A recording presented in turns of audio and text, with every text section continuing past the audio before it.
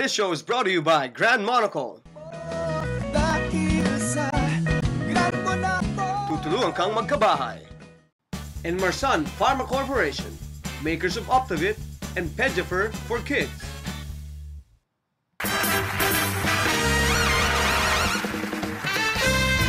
It's the Metro Late Night Show with Jojo A. Featuring tonight,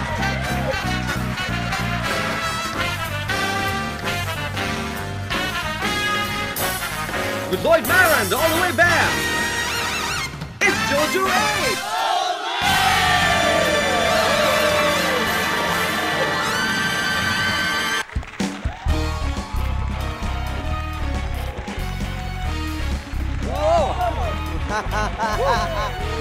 Good evening, hello, Jack. Good evening, gentlemen. Thank you, thank you. Woo! Ow!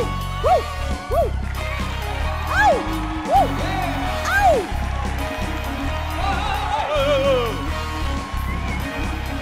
Yowza!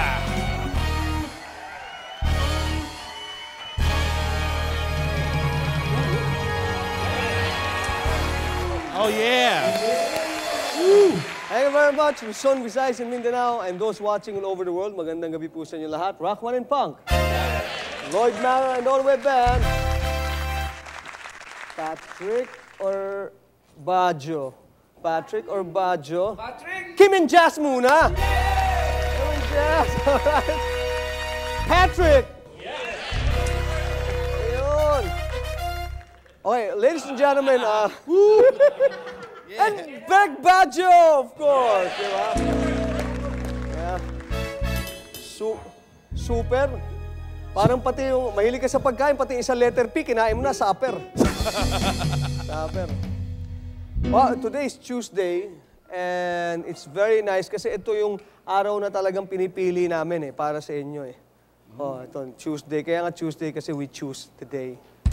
Oh, yeah. Pinipili natin, Tuesday. Pilit natin. Eh, pag ano daw? Pag bading. Sa araw ng, Tuesday, alam mo anong tawag doon? Ano? Tuesday. Ay! Ba't yun, no? Tuesday. Oh. Bakit pag sinasabi natin yung mga bading na ba't kailangan ito medyo magalaw, no? O parang, di ba? Mapilantik. No, papilantik no? Ganon. Ay! Oo, man. Anyway, it's a wonderful evening and I don't like to give you some bad news. Pero ito naman para lang for information purposes. Meron pong flesh-eating disease na pinag-uusapan ngayon sa Pangasinan. Viral, no? Flesh-eating disease. Di ba? Alam mo, when you think about it, parang nagugulat naman ako ba't masyadong marami natatakot, daming pinag-uusapan niya. Kasi matagal na yung disease na yan na flesh-eating, yung kumakain ng laman. Oo. Dami kong kaibigan yan nung araw pa eh. Oo, kinakain din ng laman, disease. 17, 16, 18. Sandali lang. Nako, ha? Ibig sabihin, sandali lang. Yung it's ano lang yun eh. Yung parang batang karne ba? No, sandali lang. 17 hours ago. Di ba kasi pag bata, kumbaga sa yung mga suckling pig. Lechon de leche. O lechon de leche. Mas masustansya. O, kumbaga sa... Young, ha? Miski sa prutas. Yung pongkan na pongkan. Batang Fresh na bata. fresh. Yun lang yun, fresh na fresh. Fresh. Di ba? Kaya pero alam nyo yung tawag dito, yung disease na yan, kinakatakutan na baka raw dumating dito sa, sa Manila or di ba? Alam mo naman, ang dami ngayon, ang layo ng pinanggalingan eh. Yung katulad lang nung maiba tayo ng konti, yung sinasabi na ni-rape din daw ni Vong, allegedly. Di ba? O, akalain mo, ang layo ng pinanggalingan nun. Paano, di ba, from Cavite, na-rape siya, nasa Pasig. Ang haba no? Haba, ha? Pero itong disease... Sana, lugang nainggit kay Bong, no? Bong, haba, no? Pero itong disease na to, talagang, ano raw eh, it's all about the disease. So, this is how we're going to do it. This is agad. Disease. Diba? This is terrible. Oh. Yes. This is a sign. This is a warning. This is not good. This is bad. But don't worry, this is curable. And this is not permanent. This is something to think about, and this is for everybody. So this is it.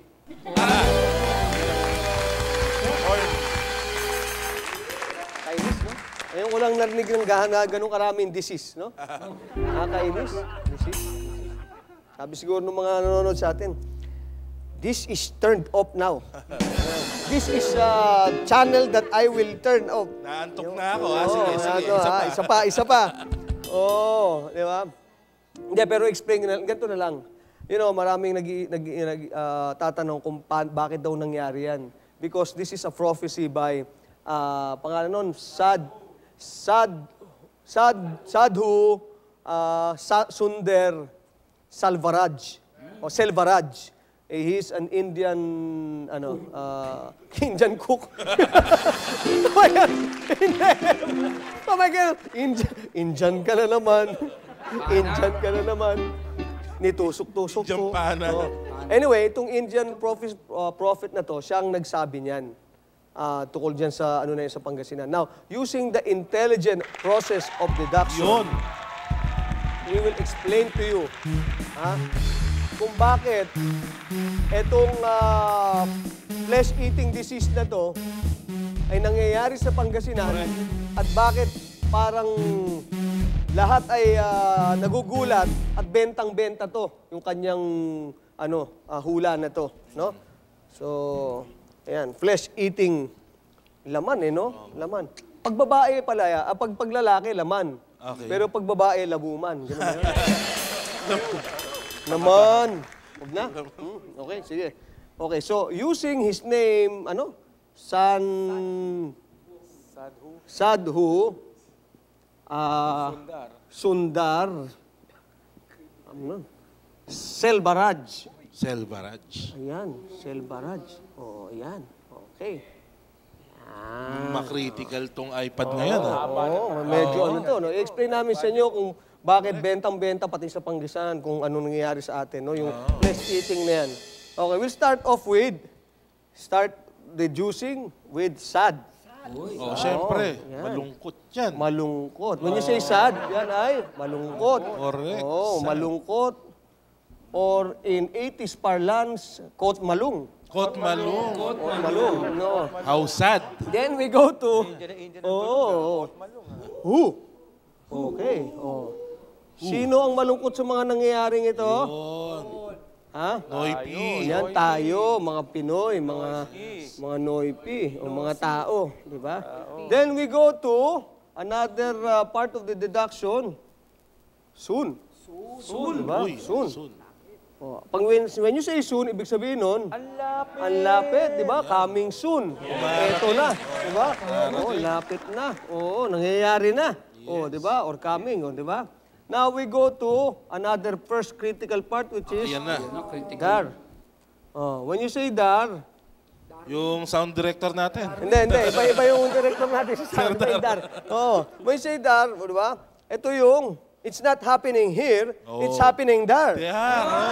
Sounds like. Diba? It's over there. Diba? Where's over there? It's happening where? There is in Pangasinan. Over there. Diba? Where is that? Diba? That's a place. Diba? So nakikita nyo nahuhulma na. Then we go to sell. Nako, ayan. When you Critical, sell, second critical. another critical, when you sell, binibenta mo. Diba? Benta. Diba? Benta. Buy and sell. You sell. So, benta. Okay? And then, this is the last, I think our audience should get a dictionary. Dictionary. When you say barrage, Barrage. diba? It means tuloy-tuloy and abundance. Marami, a barrage of things, a barrage of whatever it is, di ba? This is a barrage. Kung sabihin ng marami, an abundance. Oh, maramihan. A barrage of blessings. Oh, a barrage of blessings. Yeah, marami, or many. Many. Oh. So, hindi, iba yung pinapasukan ng kotse na bumabayad na. Garage yun, garage. Garage. Oh, hindi yun sa Pangasinan, sa Pasig yun. Yung garage. Maradyo. Okay. So, kitang-kita nyo, using the name of the Indian prophet Sadhu Sundar Selvaraj, yung kanya sinabi na about the flesh-eating disease, di ba? Marami ang naniwala kasi bentang-benta eh. Sinabi niya malapit na mangyayari yun sa Pangasinan. Ngunit, nalungkot ang mga tao. Yun! Thank you very much, Lloyd Mara and the All The Way Band.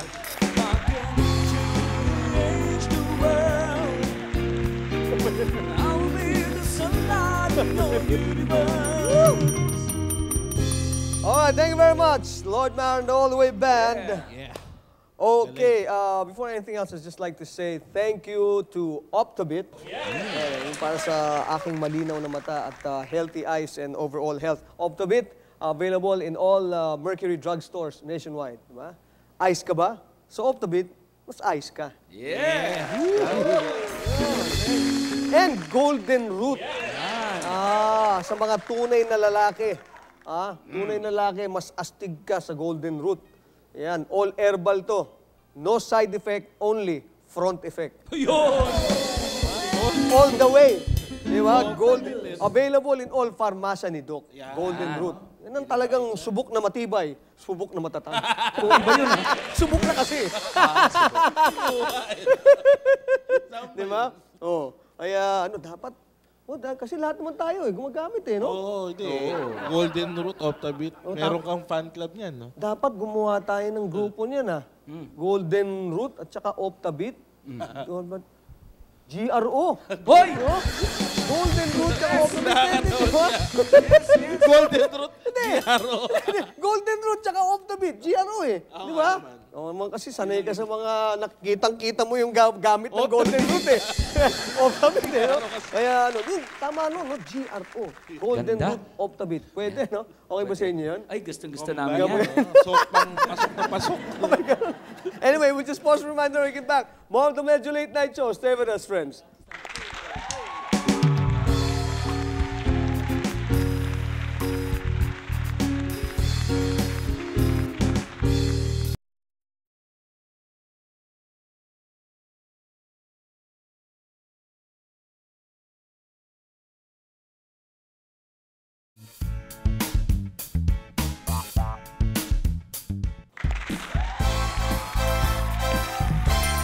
Thank you very much. Welcome back to the program.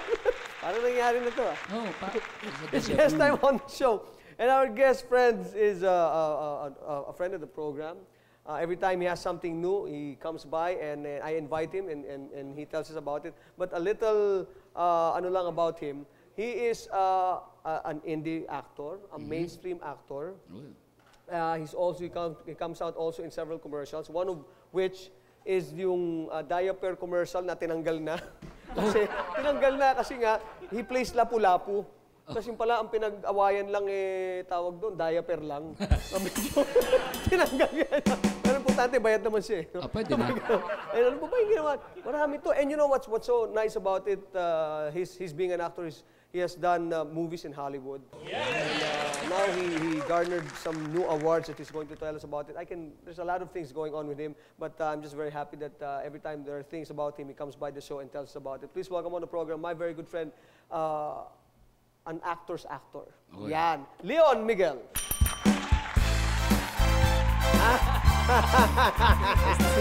Yeah, yung pala, Leon, hindi ko nasabi. Isa pa.